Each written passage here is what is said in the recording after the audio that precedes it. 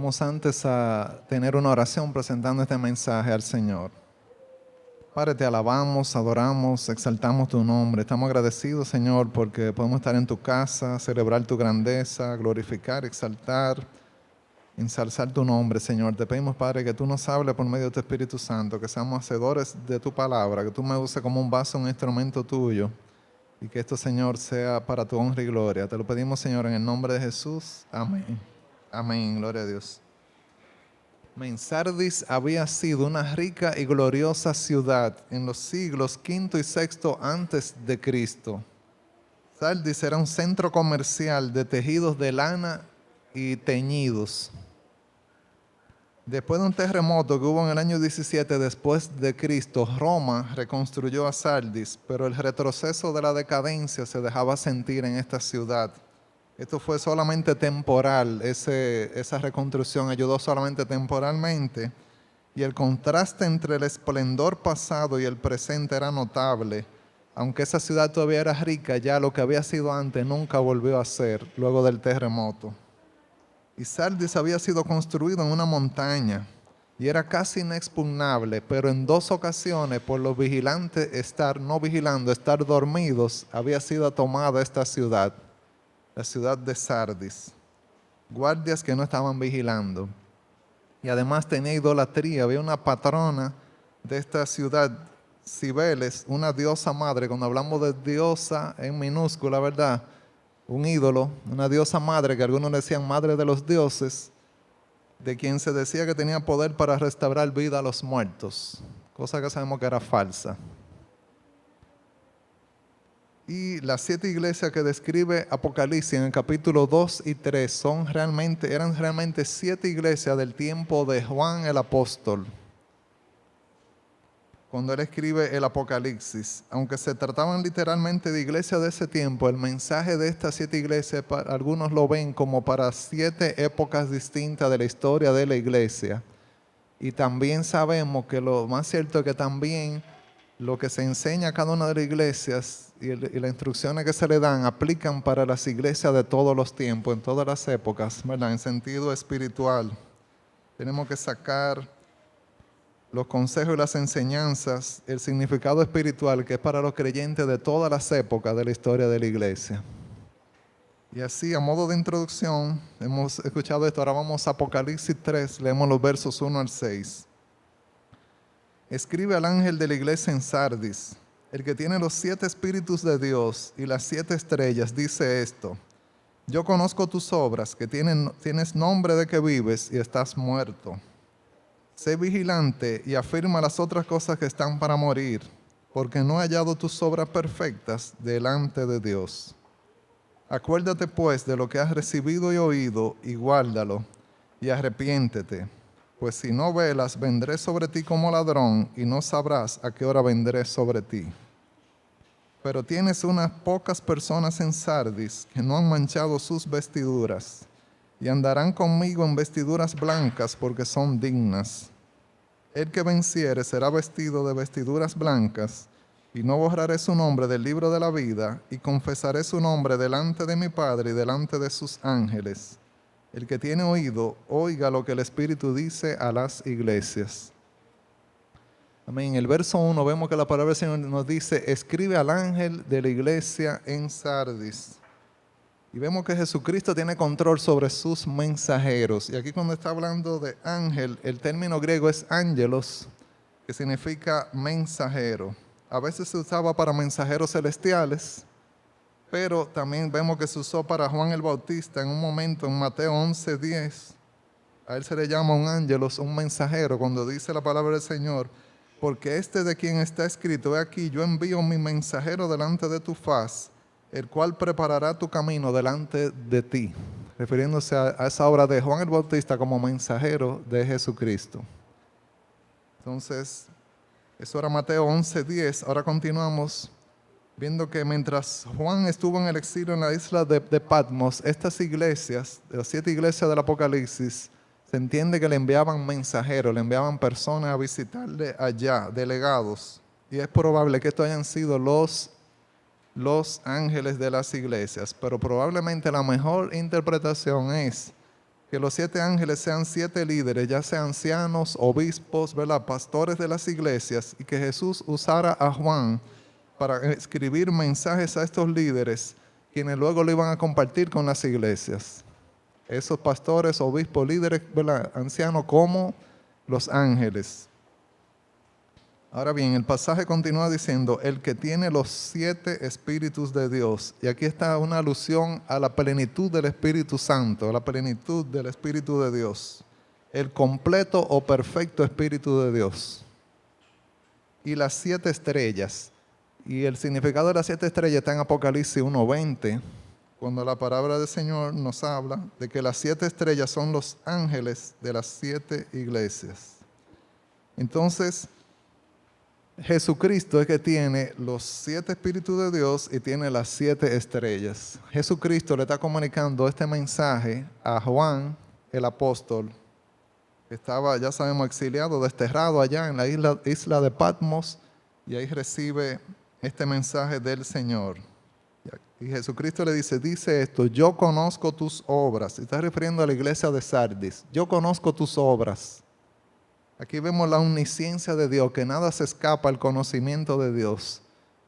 Toda realidad, todo hecho, toda cosa que está en nuestra mente, en nuestro pensamiento, todo está transparente delante de Dios. Toda la cosa está desnuda ante su presencia. Nada escapa a su conocimiento. Nuestros hechos, nuestros motivos, y nosotros como humanos, nos falta muchas veces información para juzgar, pero Dios sí conoce nuestras obras. Él sí conoce lo profundo del corazón. Que tienes nombre de que vives y estás muerto. Literalmente nombre se refiere a reputación, fama. Tú tienes reputación, fama de que tú vives, pero en realidad estás muerto. Y el Dios omnisciente que conoce los corazones, lo profundo que había en esta iglesia, puede decirle que estaba muerta. Una cosa es la apariencia y otra es la realidad. Podemos engañar a los hombres por fuera, pero Dios está mirando el corazón, Dios está mirando por dentro. Por eso dice, yo conozco tus obras. Y dice que tienes fama de que vives, pero estás muerto. Y la iglesia de Sardis estaba muerta. ¿Y qué estaba muerto en esta iglesia y necesitaba ser vivificado? En esta iglesia vemos que no había indicación de persecución o problemas, porque Jesucristo, cuando habla de la iglesia de Sardis, no habla de que haya persecución, no habla de que había problemas en esta iglesia, pero tampoco habla de que había herejía dentro de la misma. No había herejía con falsos maestros, no, en contraste con otras de las iglesias del Apocalipsis. Todo se veía pacíficamente y religiosamente correcto, todo parecía estar muy bien. Su apariencia exterior religiosamente adecuada la había probablemente llevado a comprometer la verdad en la sociedad pagana en la que estaba. Se quedó con esa fachada, esa apariencia exterior, pero estaba comprometiendo la verdad de Dios, del Evangelio. Y Caird llama a Sardis el modelo perfecto de un cristianismo inofensivo. Un cristianismo inofensivo, donde la iglesia aparentaba ser algo, pero en realidad no lo era. Ante el mundo, la sociedad, no estaba cumpliendo con el rol que Dios había diseñado. Y George Eldon Ladd define a Sardis como el cuadro de un cristianismo nominal, exteriormente próspero, ocupado en lo externo de la actividad religiosa, pero carente de vida espiritual y poder. Todo parecía ser una iglesia de verdad, Sardis, pero estaba muerta espiritualmente. Tienes fama de que vives, tienes nombre de que vives, tienes reputación de que vives, pero estás muerto. Y la realidad era que esta iglesia fue muriendo espiritualmente mientras aparentaba estar viva. Parecía que estaba viva, pero estaba muerta. Y hay parámetros diferentes entre Dios y los hombres. A nosotros como seres humanos los parámetros nos preocupan y nos interesan bastante. Y en base a los parámetros que juzgamos. Y vemos esto así, que el éxito lo medimos en base a programas, en base a actividades, a ministerios, logros, números. Ok, números en el fondo. Que cuánta gente hay en tu iglesia, que cuántos se congregan allá, que qué actividades tiene, qué ministerio, ¿verdad? Todo eso es lo que llama atención y da impresión de que una iglesia está viva. Pero así se mide el éxito en términos humanos. Pero el activismo puede ser engañoso en una iglesia, es decir, estar muy ocupado en la obra de Dios, pero descuidar al Dios de la obra. Estar muy ocupado en actividades, pero no tener tiempo para orar, no tener tiempo para leer la Biblia, no hay tiempo para congregarse, aunque no parezca. O estando aquí en la iglesia, estar allá afuera en muchas cosas, en la escalera, por allí, con el café, haciendo cosas, pero siempre ocupado en otra cosa y no en las cosas de Dios. Hay que tener mucho cuidado porque podemos estar descuidándonos espiritualmente. Entonces la iglesia se envuelve en diferentes actividades, en evangelismo, en acción social, y puede pensar que está bien, está en una religiosidad donde afuera se está pareciendo que está viva, que está muy bien, pero en realidad está muerta. Y parece una contradicción, ¿verdad? Pero tenemos que evaluarnos. La religiosidad puede llevar a un individuo hoy día a un pseudo cristianismo donde parezca que es cristiano, pero en realidad no sea así. Y que Dios diga, yo conozco tus obras, que tú tienes nombre de que vives, pero estás muerto. Y hoy día vemos que en la radio y en la televisión cualquiera te dice que Dios te bendiga, pero en realidad no es cristiano el que te está diciendo eso. El que saludó a los amigos televidentes no es cristiano y dijo que Dios les bendiga. Y realmente así, cuando antes se decía esta frase, sabía que la persona era cristiana. Pero hoy día a veces alguien te puede decir, no, yo no soy fanático, yo no soy una fanática, yo me congrego en Iglesia de Misión Bíblica, yo canto, yo adoro, pero yo no soy tan así. Entonces tenemos que revisarnos, ¿verdad? Porque podemos estar aquí agregando elementos de religiosidad, de venir un domingo a una iglesia, de cantar, hacer cosas para Dios, pero en realidad estar muertos. Espiritualmente no haber acontecido el nuevo nacimiento en nuestra vida y no estar realmente siendo un cristiano, una cristiana genuina, un cristiano verdadero. El verso 2 nos dice la palabra del Señor, sé vigilante, sé vigilante. Otra versión, la nueva versión internacional dice despierta. Despierta, por eso Dios le hace un llamado a despertar. Y recordemos que en Sardis la ciudad no había estado vigilante. 2 veces había sido tomada por los guardias estar durmiendo, no estar vigilando. El Señor le dice, sé vigilante, refiriéndose que tenía que estar despierta a esta iglesia. Sardis representa a la iglesia que se había quedado dormida. Y ser vigilante era precisamente lo que le había faltado como ciudad. Por no estar vigilante era que habían tomado esta ciudad en 2 ocasiones.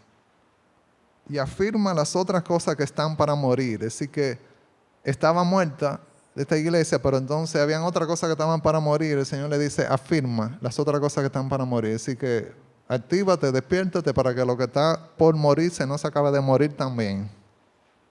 Reaviva lo que es rescatable, dice la nueva versión internacional. Reaviva lo que es rescatable, cosas que todavía se pueden hacer para que cobre vida. Porque no he hallado tus obras perfectas delante de Dios. La iglesia de Sardis no pasaba la prueba en cuanto a sus obras, además de que estaba muerta. Tenía fama de que estaba viva, tenía nombre, reputación, pero en realidad estaba muerta. Y aquí nos dice que las obras, el Señor las conocía, como vimos en el verso anterior. Ahora nos dice, porque no he hallado tus obras perfectas delante de Dios. No las había hallado así. No pasaba la prueba. Y dice el verso 3, acuérdate pues de lo que has recibido y oído. Entonces hay que ser hacedores de la palabra, hay que volver a la palabra de Dios, ¿verdad? Volver a lo que Dios había dicho. Acuérdate pues de lo que has recibido, lo que la iglesia había recibido y había oído. Tenía que volver a aplicarlo. Y guárdalo. Guárdalo es un llamado a la obediencia, no a almacenar, sino a obedecer, a cumplir con lo que Dios nos manda. Eso vemos que guardar sus mandamientos, ¿verdad? Se refiere a obedecerlos. Y guarda esas cosas que has recibido, has oído, ¿verdad? De parte de Dios. La palabra de Dios. Ser hacedores de la palabra y arrepiéntete. Tenía que pedir perdón por sus pecados a Dios. La iglesia de Sardis, arrepiéntete, es el llamado a un cambio de rumbo, un cambio de dirección, una vuelta a lo correcto. No es un remordimiento, no es una culpa, no es un derramar una lágrima, no una depresión, no es un cambio de mente, es un cambio de rumbo, de dirección. Arrepiéntete, ¿verdad? Pedirle perdón a Dios por el pecado. Eso es un cambio de conducta completamente. Cuando se vuelva a prestar atención a lo que se había oído, se había recibido y hubiera un arrepentimiento genuino, esta iglesia iba a ser transformada. Pues si no velas, vendré sobre ti como ladrón, si no estás velando. Y esto nos recuerda los pasajes de la palabra del Señor cuando el Señor habla de 5 vírgenes que eran como prudentes y 5 que eran insensatas. Habían 5 que estaban velando, estaban preparadas para cuando llegara el novio, ¿verdad? El esposo, todo estuviera bien y estuvieran como convidadas a esa boda, pudieran estar allí. Y así nosotros tenemos que estar velando, esperando la venida del Señor, porque si no vendrá como ladrón. Como ladrón es que te coge de sorpresa y después viene la consecuencia funesta, nefasta de verdad, de no haber estado preparado, no haber estado apercibido, no haber estado velando, preparado para la venida del Señor. Entonces un llamado a arrepentirse y a velar, pues si no velas, vendré sobre ti como un ladrón. Y no sabrás a qué hora vendré sobre ti. Así que el Señor queda claro diciendo a la iglesia que no va a estar avisada, preavisada, sino que iba a ser sorpresa. Y así será la venida del Señor. Cuando se va a llevar a la iglesia, en el arrebatamiento de la iglesia tiene que estar preparada, tiene que estar apercibida para irse con el Señor. Está hablando con una persona descarriada, hijo de pastores, y estando en su descarriado los domingos, ahora los escoge para ver juegos de fútbol. Vive en Estados Unidos. Le dije, pero ya tú tienes tu plan. Y me dijo, ¿para qué? Para cuando Cristo venga y tú te quedes, tú tienes tu plan ya, tú estás preparado para el arrebatamiento. Antes de eso le había hablado. Tus hijas, tú quieres que estén en la iglesia, que se casen con buenos hombres, no con tigres del mundo. Sí, eso es lo que yo quiero. Tu esposa, tú quieres que esté en la iglesia asistiendo los domingos como ella va, que esté firme en el camino de Dios, que no ande viendo hombres por ahí en la calle, en malas cosas, oyendo malas cosas, prestando atención a telenovelas y a... Dijo, sí, así que yo quiero que esté con la cosa de Dios. ¿Y tú? Entonces tú no estás congregándote, no estás haciéndole fiel a Dios. Tú tienes tu plan ya listo para cuando venga el Señor y tú te quedes. Y después tú oigas que hay que ponerse una marca, que los que quedaron aquí no pueden comprar ni vender si no están preparados con esa marca, ese sello. Y tú digas, ay, pero es verdad la cosa que me habían dicho sobre Dios y lo que venía, ¿verdad?, de la bestia, el anticristo. Se quedó reflexionando, me dijo, mira, de verdad que me voy pensativo. Yo regreso a mi país pensando en esto, ¿verdad? Porque lo dejó pensando, reflexionando sobre qué va a hacer con su vida cuando en un momento el Señor venga y se quede. Y está consciente que está descarriado, está lejos de Dios. Y el Señor está diciendo aquí, volviendo a la iglesia de Sardis, si no velas, ¿cómo va a venir? Sobre ti como ladrón. Y no sabrás a qué hora vendré sobre ti. Después van a ser las consecuencias de la realidad de que el Señor haya venido y haya venido entonces juicio, castigo, ¿verdad?, sobre una iglesia que no estaba percibida, no estaba preparada, esperando la venida del Señor. Dios te hace un llamado, una vuelta al ABC, no una verdad mística oculta, sino volver a la palabra de Dios, volver a Él, a lo básico, despertar, reavivar lo que todavía es rescatable, acordarse de lo que había recibido y oído, obedecer, arrepentirse, velar, lo básico, lo que debe estar haciendo cada iglesia. Así que debemos estar todos nosotros preparados para la venida del Señor. Y nos dice el verso 4, pero tienes unas pocas personas en Sardis que no han manchado sus vestiduras. Unas pocas personas en Sardis. Una iglesia que tenía fama, nombre de que vivía. Pero habían pocas personas en esta ciudad, en esta iglesia, que podían realmente decirse que no habían manchado sus vestiduras. Y esto nos recuerda que cuando el Señor venga, el arrebatamiento de la iglesia, 2 estarán en el campo, uno será tomado, el otro será dejado.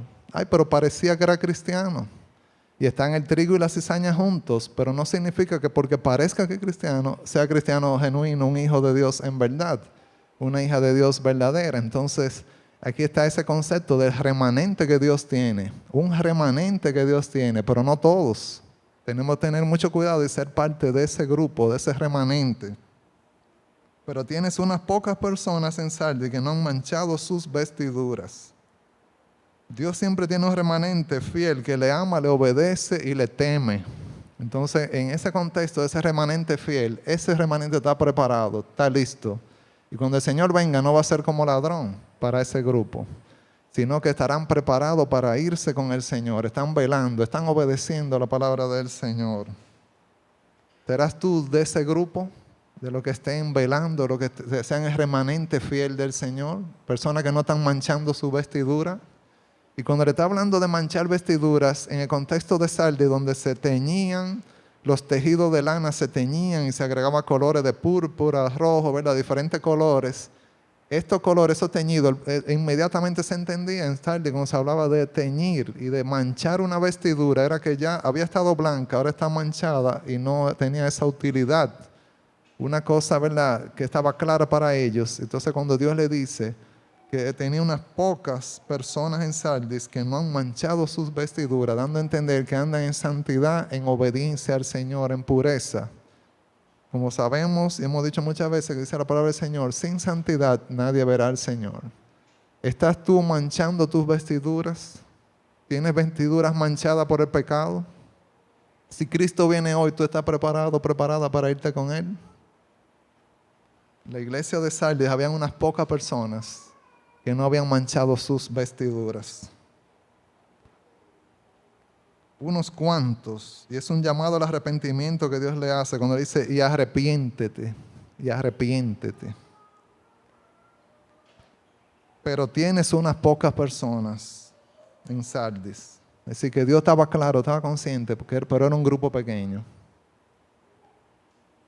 El reto es no manchar tus vestiduras, no ser complaciente con el pecado, no tolerar estas cosas, ¿verdad?, que te llevan a la desobediencia a Dios, a errar al blanco, a pecar contra Dios, sino realmente cuando tú estás jugando con el pecado, ¿verdad?, creyendo que nadie te ve y Dios te está diciendo arrepiéntete. Las vestiduras tuyas tienen que estar sin mancha. Si tú estás creyendo que de Dios te puedes burlar, de Dios nadie se puede burlar. Todo lo que el hombre siembra va a cosechar. Entonces tienes que tener mucho cuidado, no manchar tus vestiduras. No puedes engañarte a ti mismo creyendo que tú eres cristiano, creyendo que tú eres cristiana y no ser una seguidora, un seguidor de Cristo, no andar en obediencia a Él, no andar como Cristo espera que tú andes. Y tú decir, yo voy a la iglesia, misión bíblica, yo canto, yo adoro, yo voy los domingos, yo asisto, pero eso no es. Tú puedes estar teniendo nombre de que eres cristiano, pero en realidad estar muerto. Estar muerta en tus delitos y pecados. Estar muerta espiritualmente.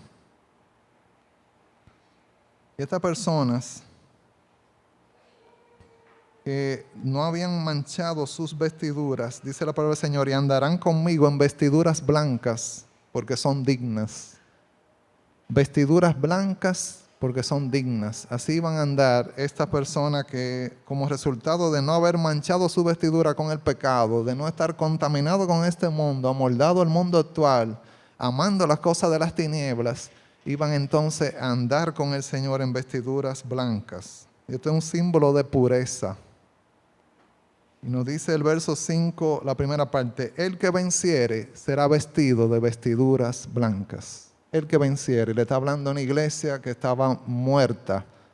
Nombre de que vivía, pero muerta. Una iglesia que tenía que arrepentirse, tenía que obedecer la palabra de Dios, tenía que velar y tenía que apartarse del pecado de esas vestiduras manchadas.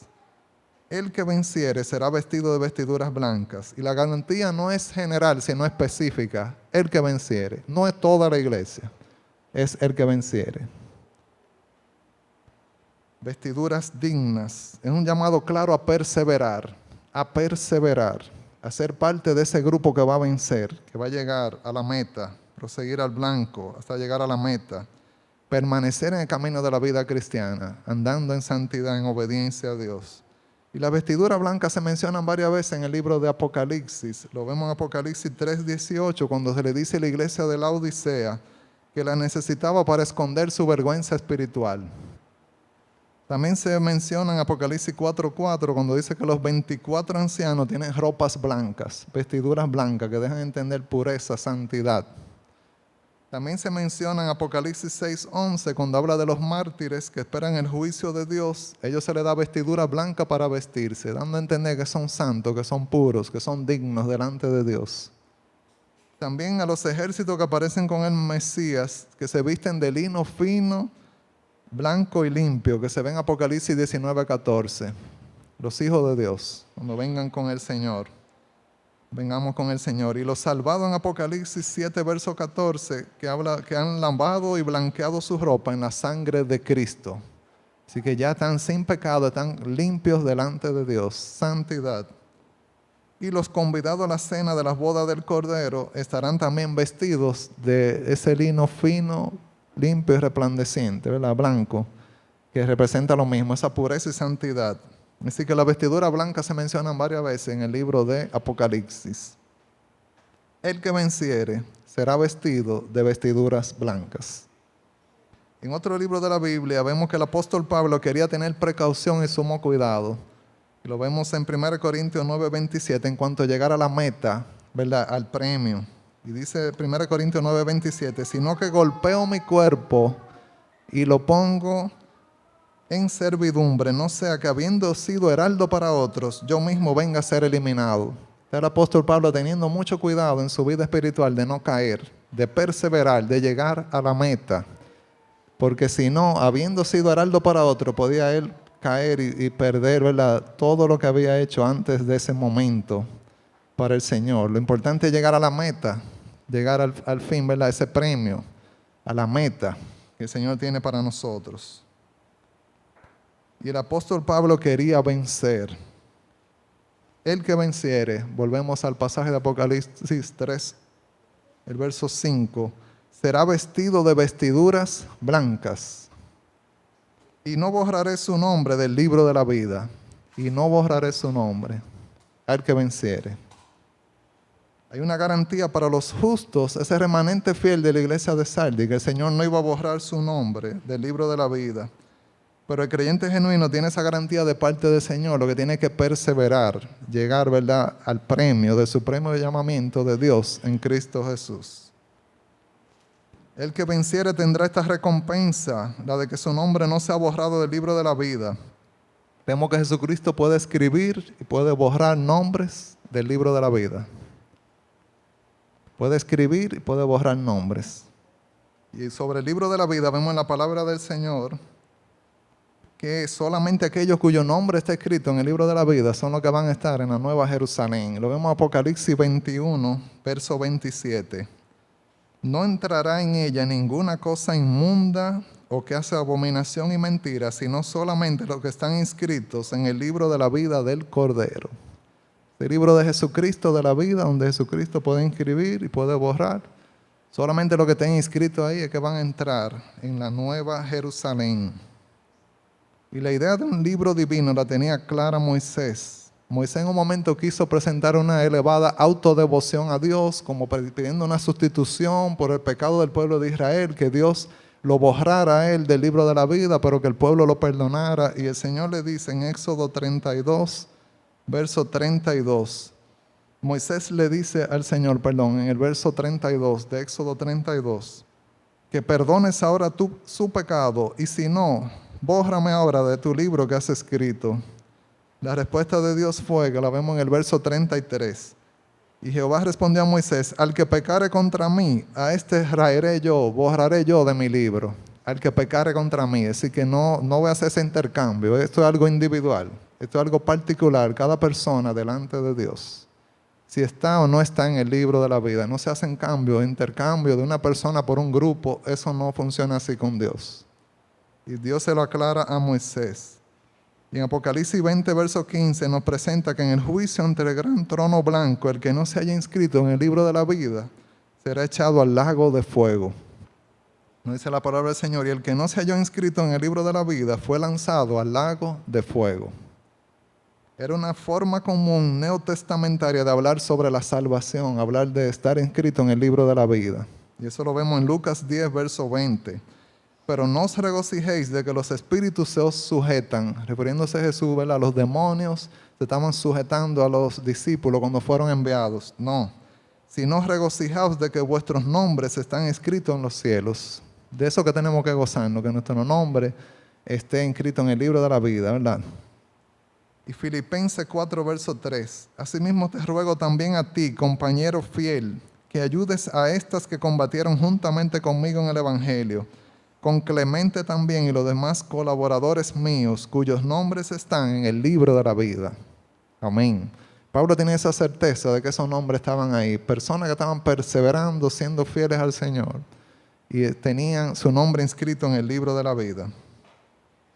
Hebreos 12:23, a la congregación de los primogénitos que están inscritos en los cielos, a Dios el juez de todos, a los espíritus de los justos hechos perfectos.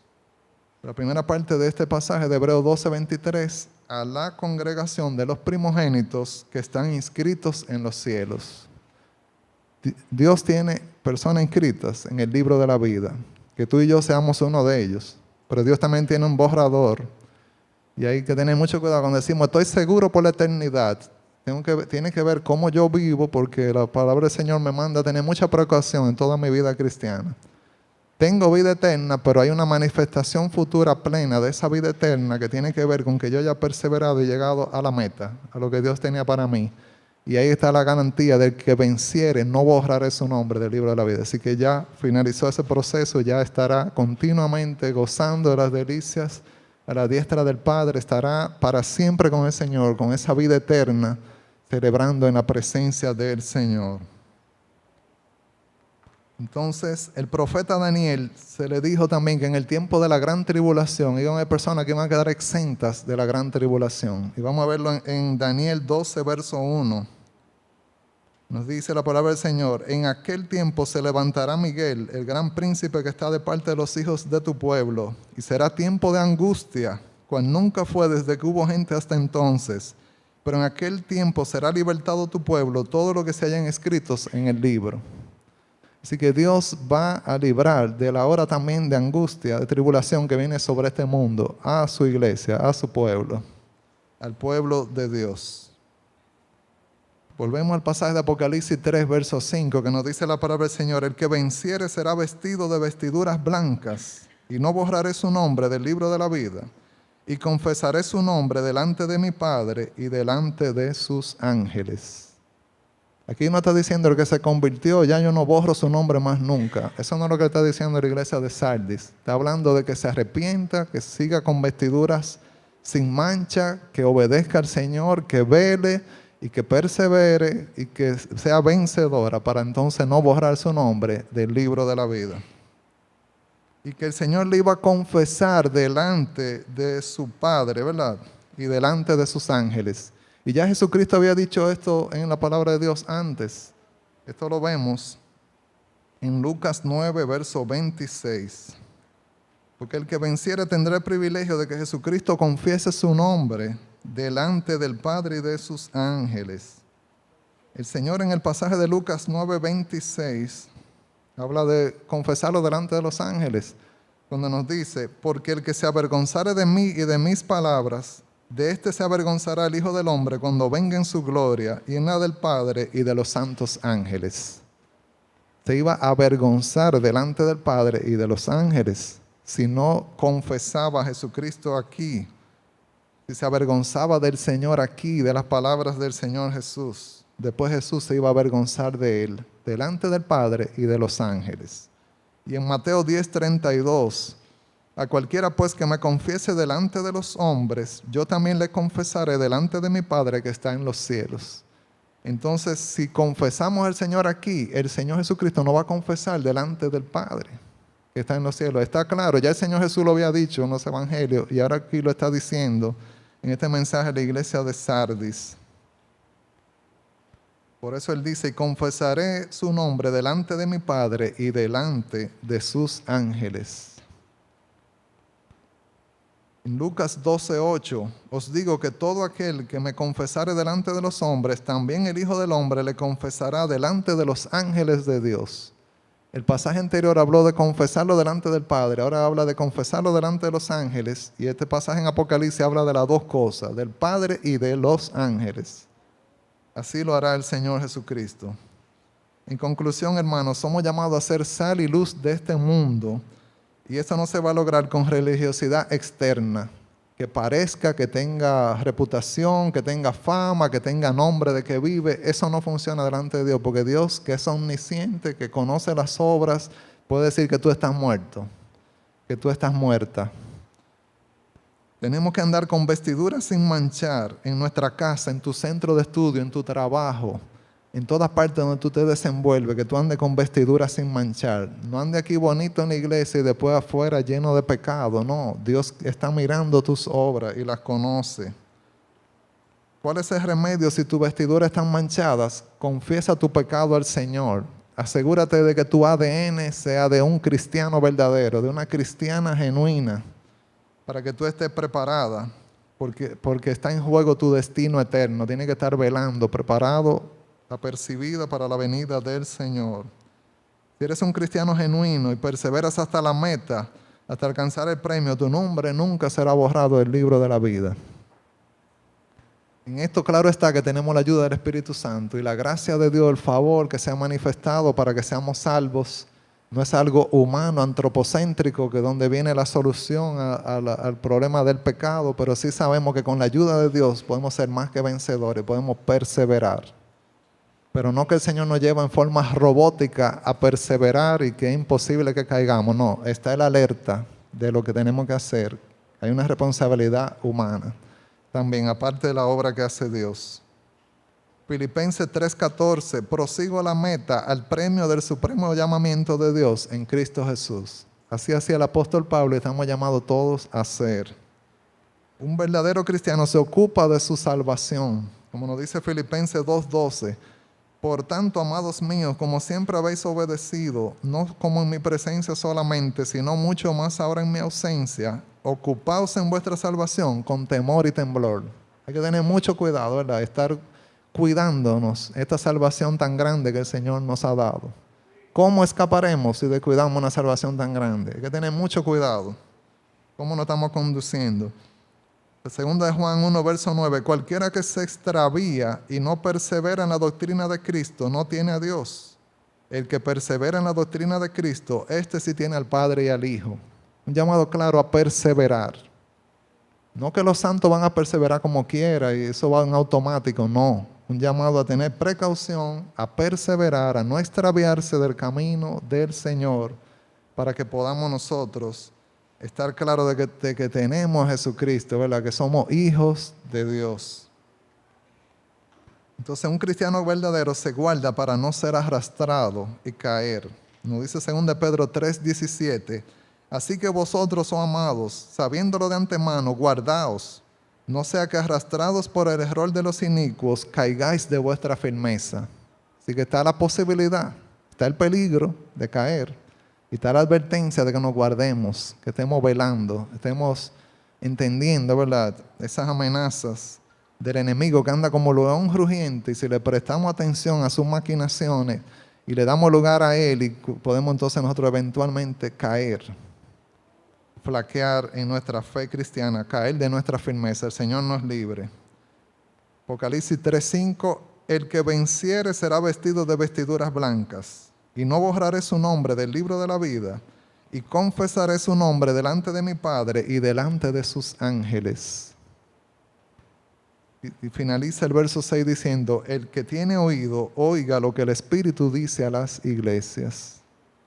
Hay un llamado a prestar atención a lo que el Espíritu Santo está comunicando. El Espíritu Santo te guía a cambiar algo que no está bien, pero cuando tú haces caso omiso a su llamado o te opones a que se lleve a cabo tal propósito en tu vida, te puede estar pasando como la iglesia de Sardis, que tenía vestiduras manchadas y era solamente un remanente que estaba siguiendo al Señor, solamente un remanente fiel. La iglesia de Sardis tenía que prestar atención al mensaje que se le enviaba. Estas palabras fueron dirigidas a personas dentro de la iglesia, personas que se decían ser cristianas. Pero vemos, ¿verdad?, lo que Dios estaba viendo y que sirva de reflexión para nosotros todos como Iglesia Misión Bíblica, parte del cuerpo de Cristo. Oremos. Padre, te pedimos, Señor, que tú nos ayudes a ser entendidos, ser sabios, Padre, de lo que tu palabra nos enseña. Lo que estaba pasando con la iglesia de Sardis, que no esté pasando en nuestra vida a nivel individual ni con la Iglesia Misión Bíblica. Que podamos, Señor, no ser solamente un remanente, un grupito dentro de esta congregación, Señor, los que seamos salvos, sino que esta iglesia, Padre, puede estar preparada, velar, estar apercibida, Señor, para tu venida, andar en obediencia a ti, andar en pureza, en santidad, que no manchemos nuestra vestidura, que no juguemos con el pecado, Señor, que podamos ser vencedores, perseverar, Señor, andar en el camino de la vida cristiana, prosiguiendo hasta la meta, Señor. Gracias por tu gracia, tu favor, la ayuda de tu Espíritu Santo, Señor. No estamos solos, no estamos huérfanos, tenemos ese poder, esa ayuda que nos ayuda a ser victoriosos sobre el pecado. Pero tenemos, Señor, que encomendarnos a ti y te necesitamos, Señor, día tras día para poder ser vencedores, Señor. Gracias por amarnos, gracias por tu gracia que nos alcanzó. Permite, Padre, que seamos genuinamente cristianos, porque tú eres que está viendo el corazón. Tú estás viendo las obras, tú conoces todos nuestros hechos, nuestros pensamientos, nuestras palabras y acciones. Ayúdanos, Señor, como iglesia a andar como te honra y glorifica. Te lo pedimos, Señor, en el nombre de Jesús. Amén. Gloria al Señor.